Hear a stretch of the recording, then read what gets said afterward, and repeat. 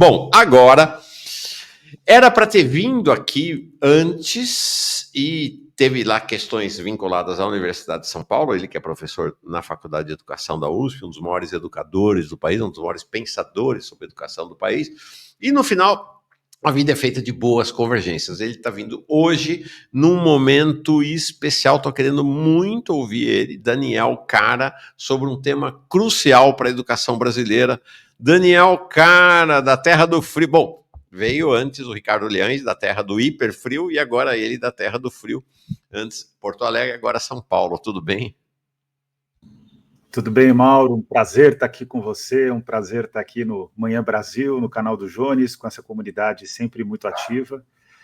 E, de fato, você traz um elemento fundamental. A gente tem um tema bombástico para a educação, que a gente vai precisar enfrentar esse tema, e ele exige urgência porque pode colocar em risco um conceito de investimento em educação que se determinou na Constituição de 88, e na Lei de Diretrizes e Bases da Educação Nacional, só para citar dois pilares desse princípio, que é o que a gente vai debater aqui, que é o de manutenção e desenvolvimento do ensino.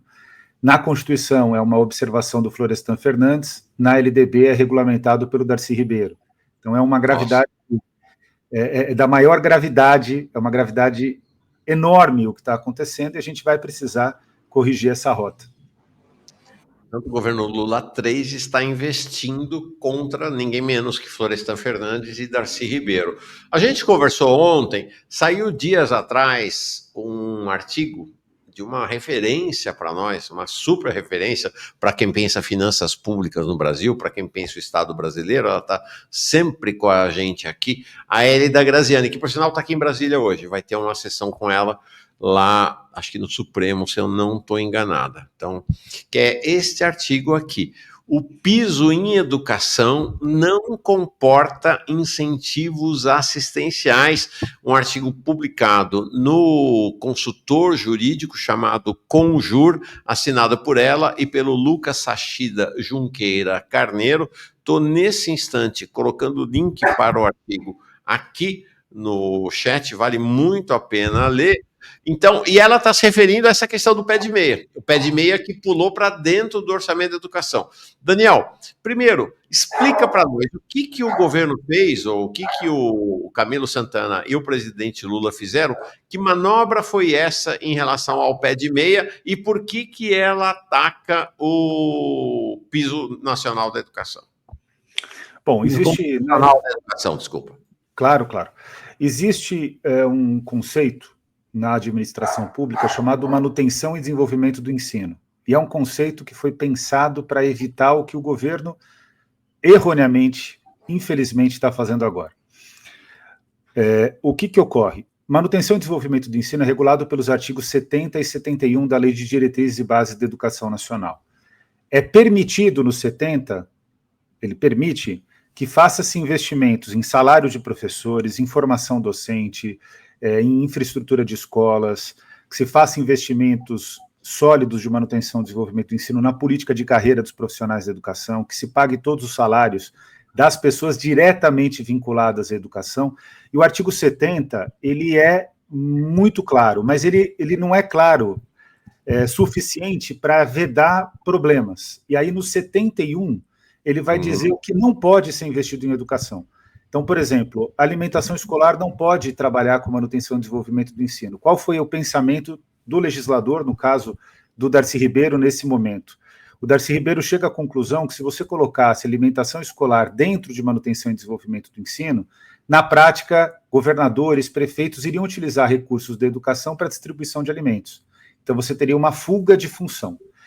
E isso foi discutido extenuamente. E ficou acordado que recursos para bolsas de permanência, etc., não são passíveis de manutenção e desenvolvimento do ensino. Por quê? Não são. Manutenção e desenvolvimento do ensino não conta isso. Manutenção e desenvolvimento do ensino é a manutenção da escola, naquilo que é mais objetivo, pagamento de pessoal, infraestrutura e construção de unidades escolares. Quando eu falo unidades escolares, em termos de política educacional, vai da creche até a universidade, até os estabelecimentos de educação superior.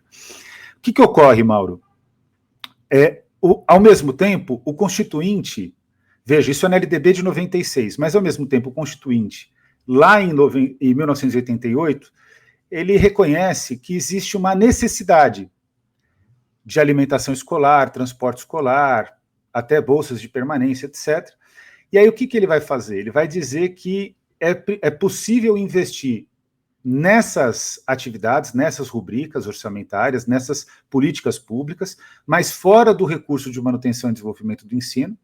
Caso contrário, por exemplo, a valorização dos profissionais de educação nunca vai acontecer, porque esses recursos vão corroer a valorização dos profissionais da educação. Uhum. Então, ele cria uma alternativa para permitir transporte escolar, para permitir livro didático, para permitir alimentação escolar, assistência de saúde, assistência odontológica, bolsas de estudo, que é, na prática, o recurso oriundo do salário e educação. Aí tem um problema, porque o salário e educação é disputado com o sistema S, que fica com a maior parte. Mas, de qualquer maneira, hoje, o volume do salário e educação, sendo complementado por outras fontes de recursos que não são de manutenção e desenvolvimento do ensino, dão conta dessa tarefa. Bem, o que ocorre?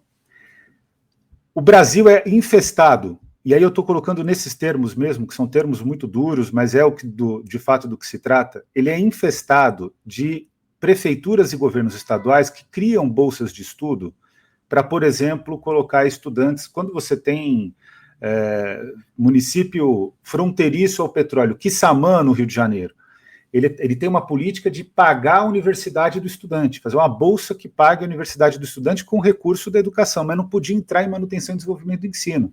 Então se usava os royalties do petróleo para isso. E aí você manda os estudantes para a universidade. Tem estudante que tem condição de passar numa universidade pública e acaba fazendo uma universidade privada. De vez em quando consegue passar numa universidade da Ivy League nos Estados Unidos. Isso é pago pela prefeitura, né? Ok. E isso é algo. Brasília, com Isalci Lucas, hoje senador da República, ele instituiu o cheque educação em Brasília, então é uma espécie de voucher que existe em Brasília. Só que isso tudo está fora de manutenção e desenvolvimento do ensino. Bom, diante da derrota do IOF, que ela é determinada desde o momento em que foi tomada a iniciativa do IOF e depois houve o recuo, o governo precisa encontrar, para atender a demanda do mercado financeiro, ele precisa encontrar uma fonte de receita ou uma redução estratégica da questão fiscal, da quantidade de recursos versus a despesa. E aí o que ocorre? A infeliz ideia do governo é fazer com que o Pé de Meia, que é um programa que nós ainda não sabemos se dá certo, que o governo quer universalizar no ensino médio, toda transferência de renda eu vou ser favorável sempre, mas ela precisa ter estratégia, ela precisa ser bem feita, ela precisa, de fato, ser bem elaborada. Não é o caso do Pé de Meia. Não é o caso do Pé de Meia. Agora, veja, toda essa complexidade que é o Pé de Meia, um programa muito novo, e que já custa 12,5 bilhões de reais, eu fui o primeiro a colocar isso nas redes sociais, semanas atrás, ele está jogando para dentro de manutenção e desenvolvimento do ensino. Então, só no nível federal a gente perde 12,5 bilhões. Nos níveis estadual e municipal, a gente não tem dimensão dessa perda, porque agora todo prefeito que quiser criar um mecanismo eleitoral para se reeleger vai precarizar a educação pública, precarizar a escola e vai fazer a bolsa tentando fazer um atendimento individualizado, que gera uma dívida de gratidão do cidadão, da família do cidadão, para com o prefeito, para com o governador. Agora, qual que é o problema disso? No primeiro momento, a população vai comemorar. Vai passar 2 anos, eu não estou falando de muito tempo não, Mauro, vai passar 2 anos, as escolas vão ficar tão precárias que não adianta sonhar em ter uma bolsa para a universidade, porque você não vai ter tido condições de cursar a universidade, porque a educação básica ficou totalmente precarizada. O Brasil tem uma política educacional tão frágil que a gente verifica, por exemplo, municípios, é claro que tem muita fraude nisso, que tem nota 9 no IDEB, na avaliação seguinte passa a ter nota 4,5. Concorda que nada muda assim? Você conhece, você estudou, você é uma pessoa que conhece educação, tem experiência familiar, tem experiência pessoal. Escola não é algo que muda radicalmente de uma hora para outra. Concorda comigo? Claro.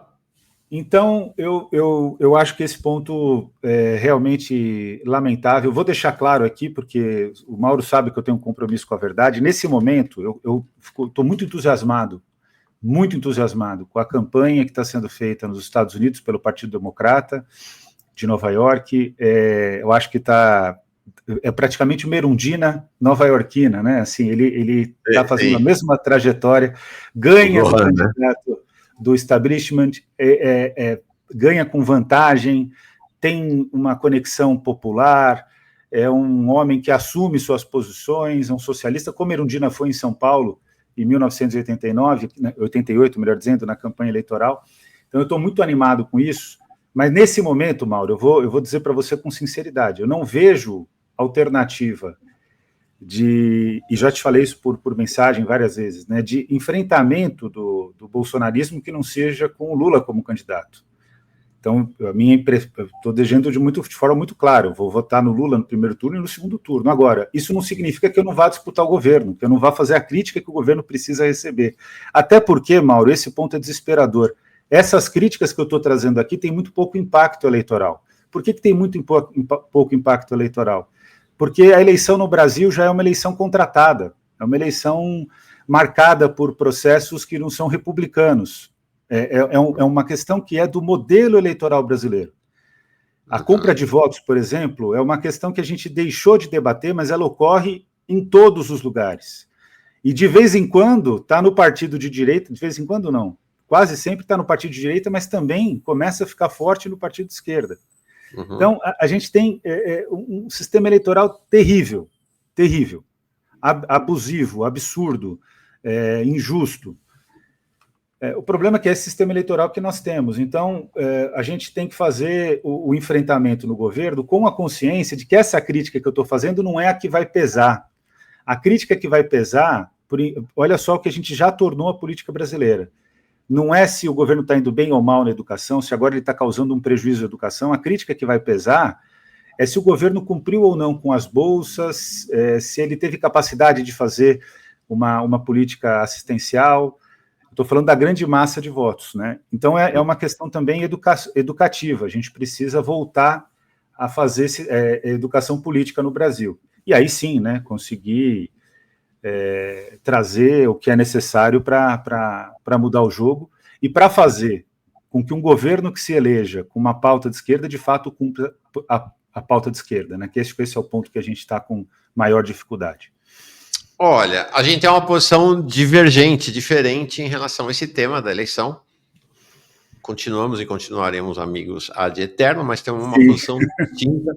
Eu olho para esse cenário lá em Nova York, com o Zohran Mamdani, e eu olho para o cenário com a Erundina também em São Paulo, né? Se esta lógica de precisar seguir o establishment dos progressismo fosse obedecido, nos dois casos, nem Erundina teria sido candidata, nem o Zohran teria sido candidato. Então, acho que tem uma janela para, no primeiro turno, ter uma candidatura da esquerda, porque vamos combinar, né? Lula não é um candidato de esquerda, é um candidato progressista neoliberal. Então, acho que tem espaço e é preciso, só vai se construir espaço para a esquerda no Brasil se ela der a cara a tapa, né? Se for para as eleições e se for para a luta nos sindicatos, se for para a luta em todo lugar. Mas aí são visões distintas que nós temos sem nenhum problema. Acho que esse é um debate, inclusive, colocado no interior da esquerda. Agora, a minha pergunta para você, Daniel, você falou exatamente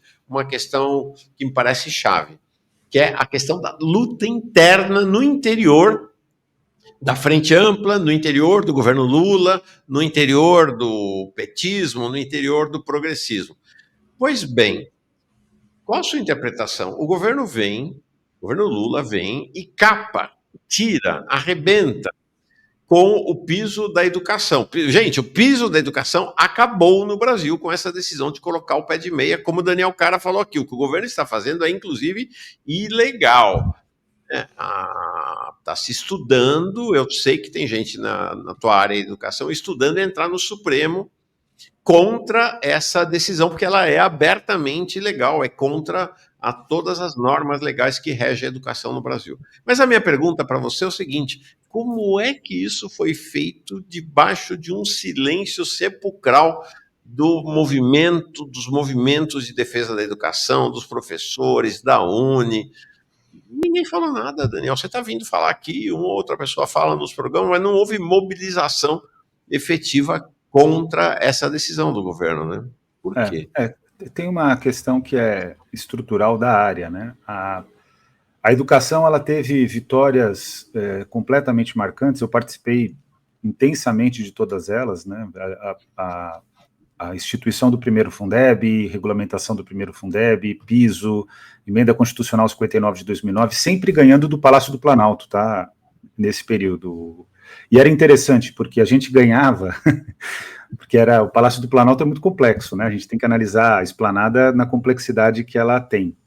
A gente ganhava do Ministério, na prática, da Fazenda, naquele momento. Palocci e do Mantega. O do Mantega é muito mais favorável às nossas questões. E o Ministério da Educação, com o Fernando Haddad, ficava constrangido, porque ele não tinha como não defender a educação, mas, ao mesmo tempo, ele não fazia a defesa que nós fazíamos da educação. O Haddad, para mim, foi meu professor, e não é novidade a gestão dele. Eu estou sendo bastante franco. E, ainda assim, considero que ele tem cometido erros graves, né? Mas, olha... Opa, voltou. Tá. O problema que nós temos na República Federativa do Brasil.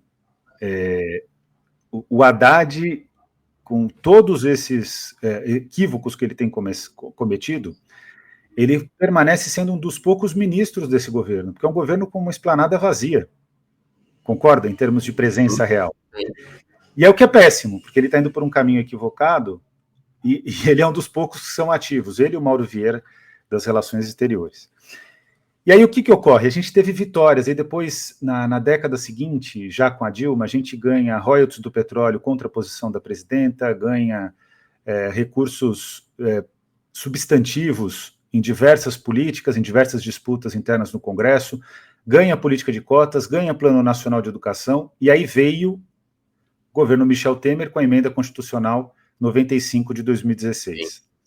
O governo Michel Temer, praticamente, porque eu, por exemplo, tinha, naquele momento, até antes de 2016, eu tinha acesso livre a todas as bancadas parlamentares. Teve momentos, por exemplo, na discussão do petróleo, que eu fui convidado pela bancada do MDB, tinha acabado de se converter, não, acho que ainda era PMDB, e eu fui convidado para falar sobre petróleo e educação, e convenci os parlamentares, tanto é que o PMDB vota conosco. É claro que nisso também tinha um interesse de derrotar o governo, de derrotar a Dilma, mas a política ela é feita de confluências, né? E essa foi uma confluência.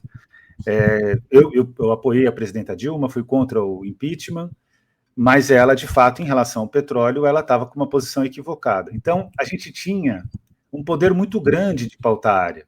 Para você ter uma ideia, o Plano Nacional de Educação passado teve 3 marchas em Brasília com mais de 10 mil pessoas em Brasília. E agora está tramitando o atual plano.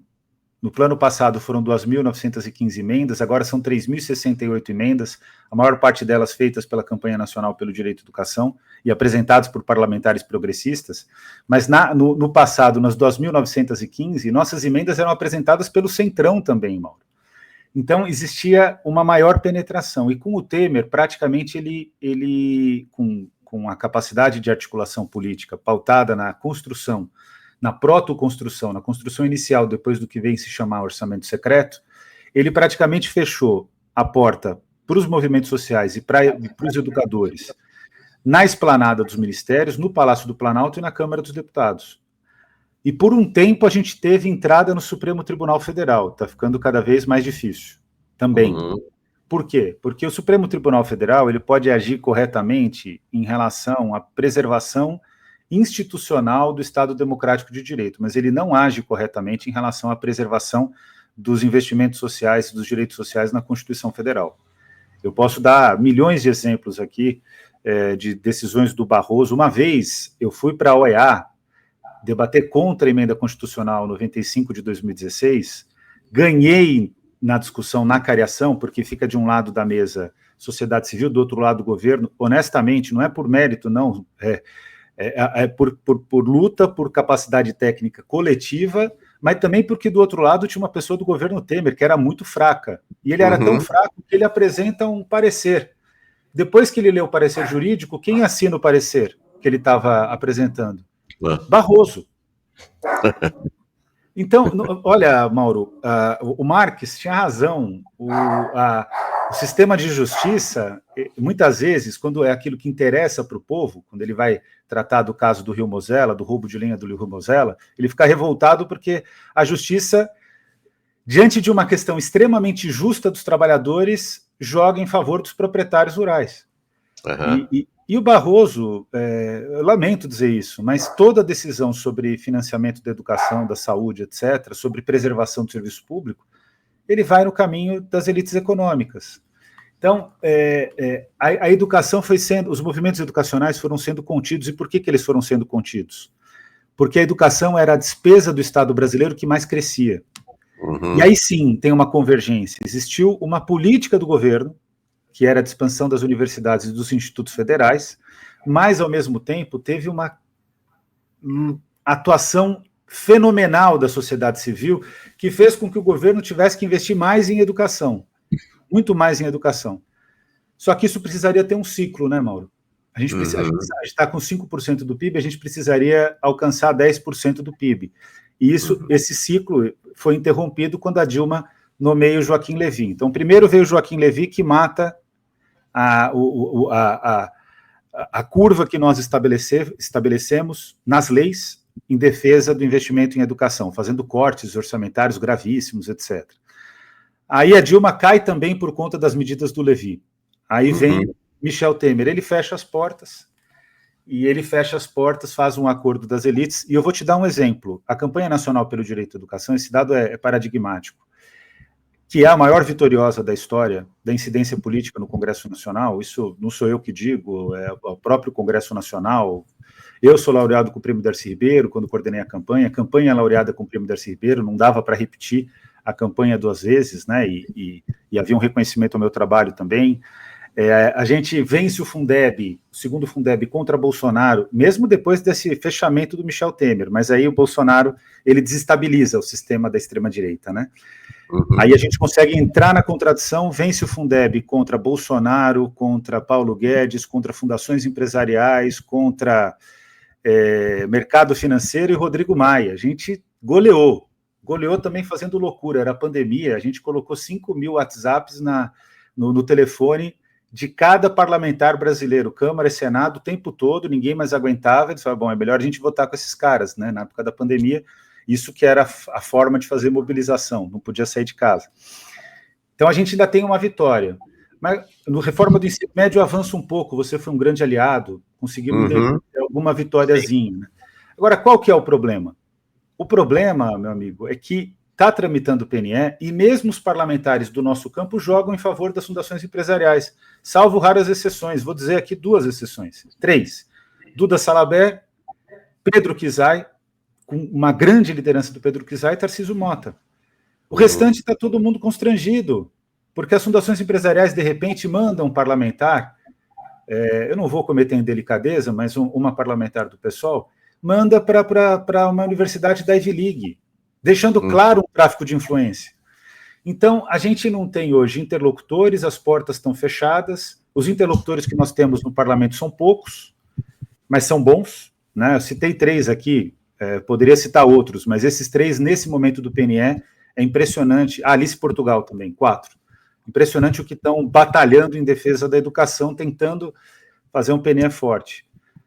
Mas o jogo está encerrado, ele está fechado. A gente vai ter que ter a capacidade de abrir esse jogo. E tem um fator que a gente não pode negar. A área da educação também está desnorteada, porque ela perdeu algo fundamental, que é disputar o sentido da educação. E quem hoje disputa o sentido da educação é a extrema-direita, com enorme penetração, Mauro. Eu vou te dar um dado que vai aumentar a sua revolta. E aí, assim, a minha posição sempre é essa. Contra dados, não dá para ter argumentos de ponderação. Professor Fernando Cássio, que é meu parceiro, um colega de sala na A faculdade. referência, né? A referência no debate sobre educação hoje. E eu considero, eu tenho um trabalho na educação muito mais teórico, e é o que me dá prazer também, né? E o Fernando é uma pessoa da empiria, do dado empírico, né? Da evidência. E o Fernando vai soltar um estudo que mostra gravemente que os governadores de centro-esquerda têm utilizado e reutilizado a militarização de escolas para ter acesso a bases eleitorais, formando o eleitor da extrema-direita do futuro. Isso é loucura, né? E isso é de uma assim, incoerência. Primeiro, é uma atitude gravíssima, um crime contra a educação. Porque uma escola militarizada, ela não é uma escola pautada na pedagogia, pautada no autoritarismo. Você tem que deixar claro. Não tem nada a ver com a principal teoria pedagógica, na minha opinião, que é a soviética, no século XX. Por que é a principal? Porque ela é, de fato, uma pedagogia pautada na emancipação e numa formação sólida do cidadão. O cidadão que formava era um cidadão que estava apto a, de fato, exercer a vida, né? Tinha essa ideia. E é claro que a implementação não foi tão boa quanto a teoria, como tudo na vida, mas é uma pedagogia muito sólida, né? Em termos teóricos, reconhecida hoje, cada dia mais reconhecida pelas universidades da Ivy League, pelas universidades britânicas, etc. E a pedagogia russa ela vai dizer, é preciso ter disciplina, é preciso ter rigidez. Vai ter o momento da diversão, vai ter o momento do trabalho. Educação é trabalho, é o esforço do aluno de querer aprender. E eu acredito de fato nisso. Eu acho que a gente está tendo, inclusive, um problema nas universidades, porque essa compreensão ela deixou de existir. Os estudantes vão muito mais lá para a certificação. Agora, veja, Mauro, isso é totalmente diferente da militarização. O que eu estou querendo dizer? Eu vejo lugar para disciplina. Só que, poxa, militarizar a escola, jogar uma base inteira de pessoas. A última geração, que ainda tem uma grande quantidade de crianças e adolescentes, daqui a pouco a gente vai ser um país extremamente envelhecido, Mauro. Já estamos ficando. São Paulo já é uma cidade envelhecida. E você entregar isso tudo para a extrema-direita, só para uma eleição, Mauro, é para uma eleição. O Jerônimo não disputa outra para o governo da Bahia. Alô? Eu não sei se travou.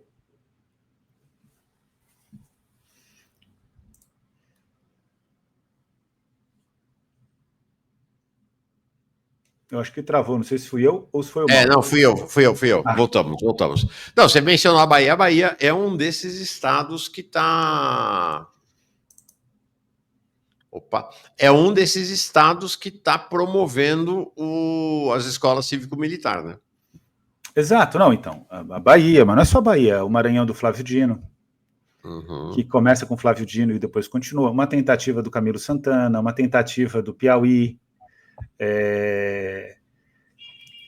Por quê? Porque, na verdade, qual que é o raciocínio, Mauro?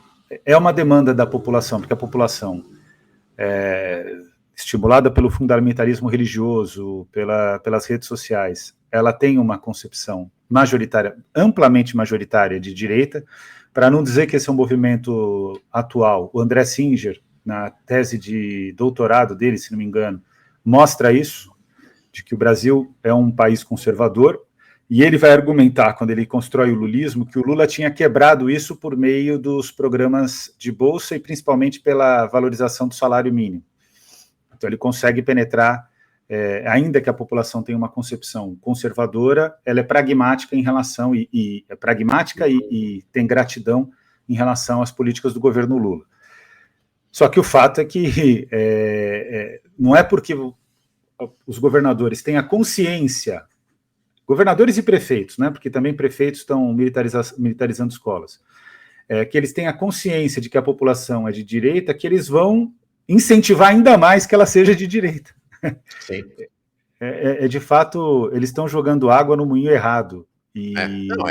Ontem o Arbex estava aqui, o José Arbex, camarada, estava aqui, pois é, e ele falou isso também, ele falou, olha, eu fui perguntar para a direção do PT por que o PT não participa das manifestações em defesa da Palestina, com as suas bandeiras, com representação de alto nível nessas manifestações.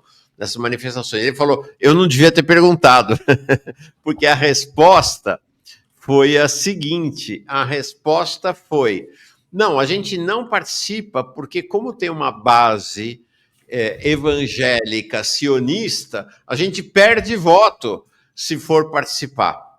Só que, na verdade, ao não participar, ao não romper com Israel, eles estão reforçando a ideologia sionista no país, em vez de combater. A mesma coisa com a escola cívico-militar, né? Em vez de você combater a visão militarizada da escola, você está reforçando, né? Você está promovendo essa visão. É um tiro no peito, né?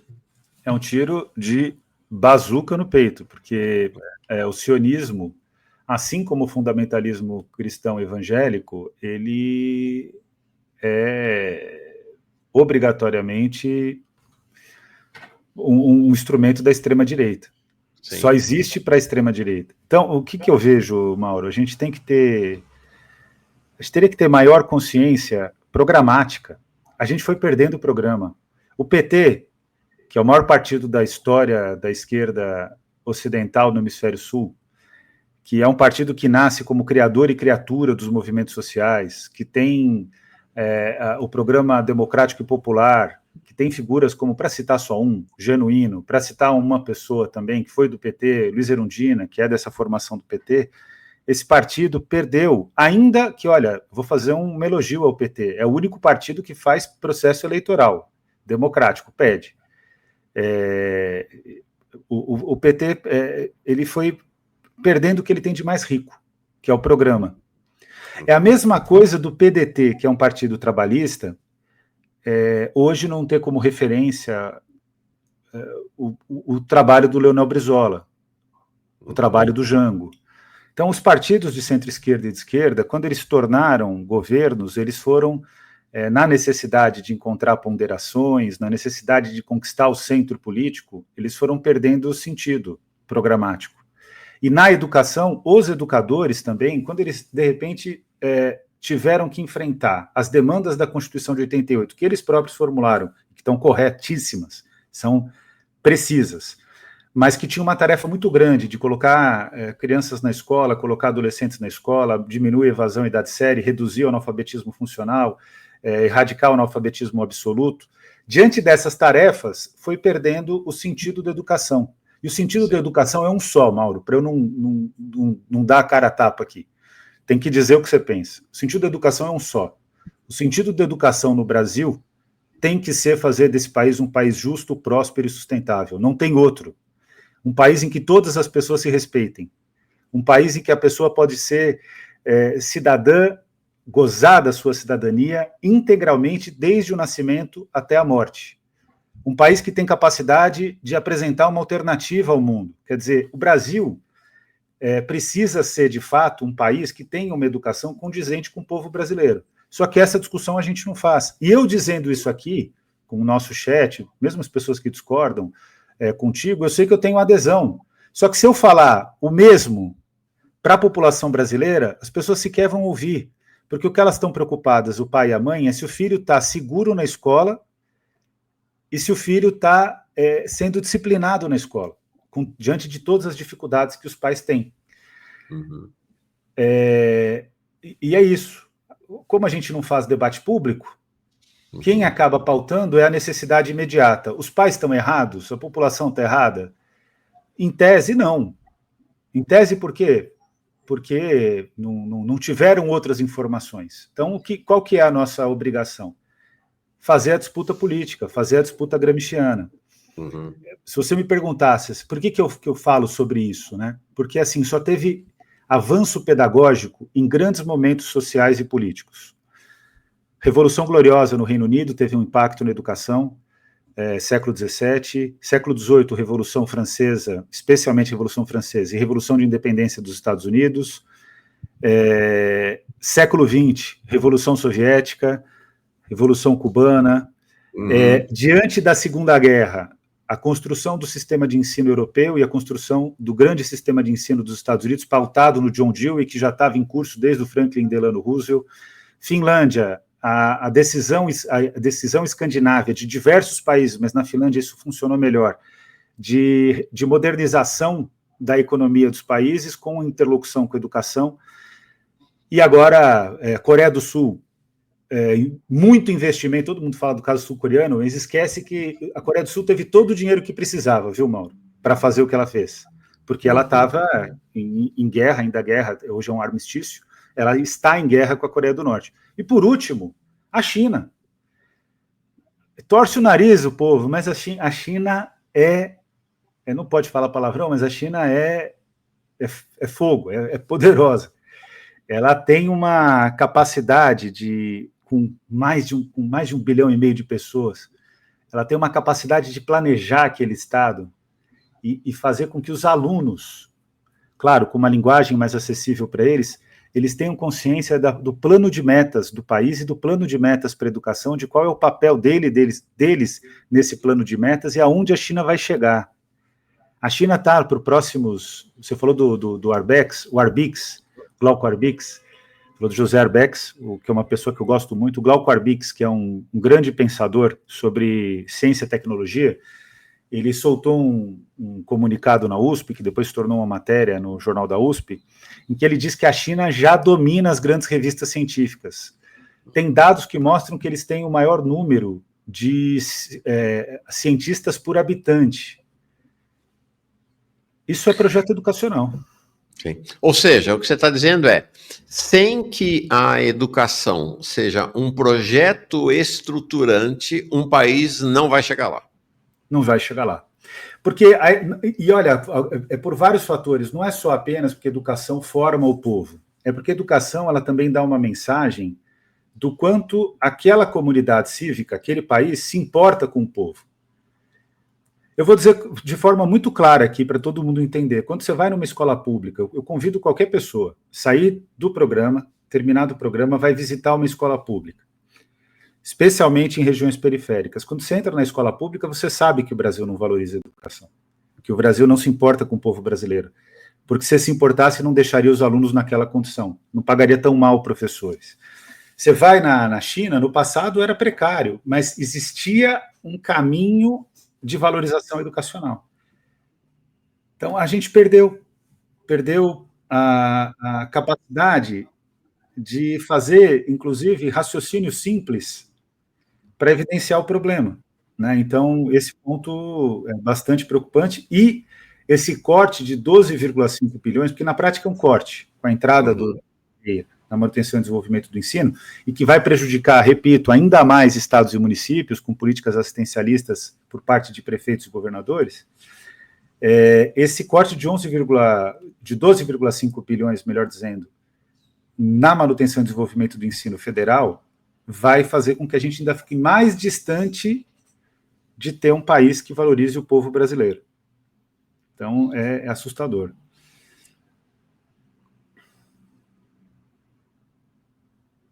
Caí fora aqui, eu tô com algum problema de Está instabilidade. com problema. Tô com uma instabilidade. Não, estou dizendo, é incrível que isso não é governo Bolsonaro, não é governo Temer, é o governo Lula fazendo isso, né? Isso é chocante, realmente, que a gente esteja assistindo isso. Deu para ouvir essa última parte minha? Deu? Eu tenho uma questão aqui para ti, antes da gente encerrar, da Verônica Nascimento. Ela pergunta assim, Daniel, as instituições particulares de ensino não estão sujeitas a critério do MEC? Ou o uso dos materiais do Brasil Paralelo nelas é liberado, é aprovado? É uma ótima pergunta essa, né? Elas estão sujeitas e elas têm o direito de apresentar os materiais do Brasil Paralelo. Essa é uma questão complexa que ela não passa pelo MEC. Existe um princípio da liberdade de cátedra, e aí elas vão avogar esse princípio, e outro princípio da Constituição Federal, artigo 207, que é o princípio da autonomia didático-administrativa das universidades. Tá. O que significa isso? Que o material do Brasil Paralelo pode ser utilizado, a não ser que ele cometa algum tipo de tensionamento ou ofensa contra a dignidade do povo brasileiro, ou seja, que ele acabe estimulando, ou que ele faça uma distorção histórica, aí tem que ser feita uma denúncia, isso tem que ser analisado. Agora, uma universidade que utiliza o material do Brasil Paralelo, ela, de fato, não entende absolutamente nada do que é produção científica. É complexo isso, porque esse é um problema que eu também vivo, de vez em quando, na própria Universidade de São Paulo. Tem docentes que, na tentativa de se comunicar mais com a população, com a sociedade, com a realidade para fora da universidade, acaba fazendo uso de materiais pedagógicos que não são balizados cientificamente. Isso é um problema, porque a gente vai perdendo o critério de ciência. Então, é algo que a gente tem que tomar muito cuidado, né? Não é que eu estou sendo purista, mas se você quer utilizar um material bibliográfico, uma referência, ou qualquer produto pedagógico, você pode utilizar, mas na tua aula não pode prescindir da base, da sustentação do texto, da leitura do texto científico. Então, isso é um ponto que precisa sempre ficar bem evidenciado. Perfeito. Legal. Daniel Cara, tá aí. O homem da educação. Legal. Com essa jaqueta amarela nesse dia invernal em São Paulo. O pessoal tá sofrendo em São Paulo com frio essa semana. Né? Eu sofro com frio por conta da situação das pessoas em situação de rua, né? Mas eu, particularmente, fico melhor no frio, assim. Eu me sinto mais... o calor, ele me deixa com aquela preguiça no corpo, sabe? Que o Vinícius de Moraes fala na música Itapuã. Então, para mim é mais difícil o calor. Eu, de fato, tenho dificuldade de trabalhar no calor. Obrigado demais pela conversa, Daniel. Vamos renovar. Valeu, meu amigo. Boa semana. Tchau, tchau. Tamo juntos.